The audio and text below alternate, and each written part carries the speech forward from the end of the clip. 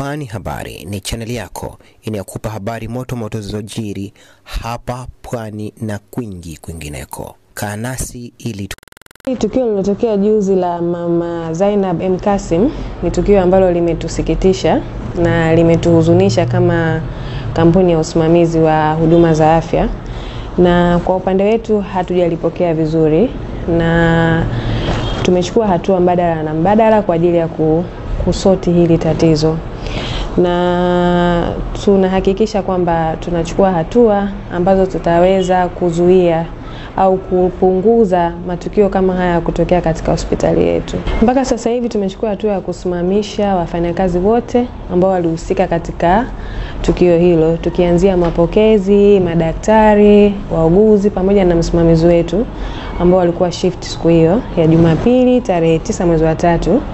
Lakini vile vile tumeenda extra mile kwa ajili ya kuomba radhi kwa familia ya Mama Zainab M. Kassim kwa ajili ya tukio ambalo limetokea, na tulienda Jumamosi iliyopita tukazungumza naye, tumempa pole na tumeomba radhi, na tumeahidi kwamba hatua stahiki zitachukuliwa endapo uchunguzi utakamilika na kuonekana kwamba wana hatia hawa ambao wamehusika katika tukio hili. Walikuwa 7, kimaanisha madaktari 2, daktari mmoja akiwepo kutoka kitengo cha dharura yani emergency, na yule wa OPD ambaye alilalamikiwa, lakini na wauguzi 3 katika kada hizo, pamoja na mapokezi 1 na huyo msimamizi wetu wa hospitali alikuwepo shift siku hiyo.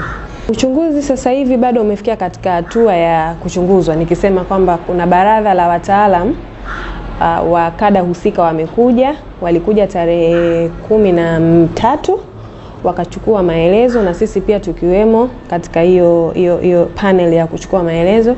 Kwa watu wamechukuliwa maelezo wahusika, madaktari, wauguzi, mapokezi na huyo msimamizi wetu. Kwa hiyo wamepelekwa katika mabaraza yao husika na pamoja na kusubmit leseni zao za kazi.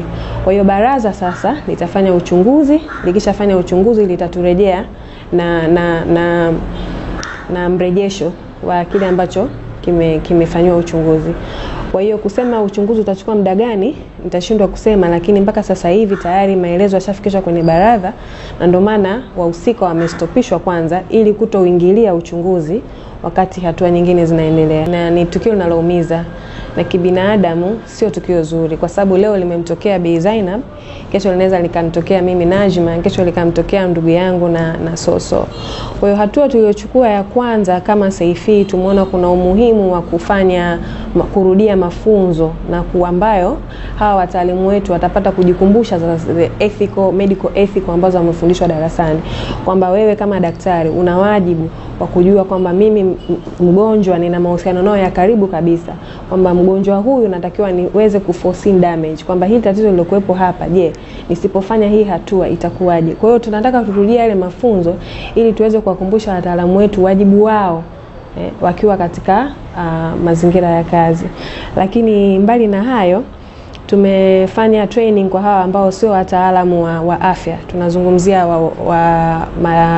mapokezi pamoja na wasimamizi ambao wao sio madaktari wala wauguzi, kwamba nao wana haki, wanatakiwa kujua haki zao au wanatakiwa kujua wajibu wao wakiwa katika mazingira yao ya kazi, kwamba wajibu wao ni nini. Mimi mgonjwa atakapokuja, mgonjwa nikishamwona ni mtoto wa chini ya miaka 5, je, huyu mgonjwa natakuwa nimtreat vipi, nimpeleke wapi, nimfanye hivi? Je, mtu mzima mzee wa miaka 70 natakuwa nimfanyaje? Kwa hayo mafunzo tumeona ni muhimu tuyarudie ili yaepushe uzembe au yaepushe situation kama hii kutokea tena.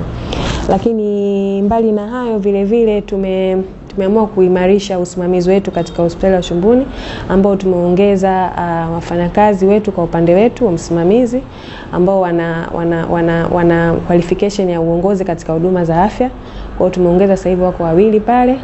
Kwa hiyo tunategemea kwamba kupitia elimu yao na experience yao wataweza kupunguza hivi vitu kuendelea. Acha kulike, kushare, kucomment na kusubscribe ili kupata zaidi kutoka hapa Pwani Habari.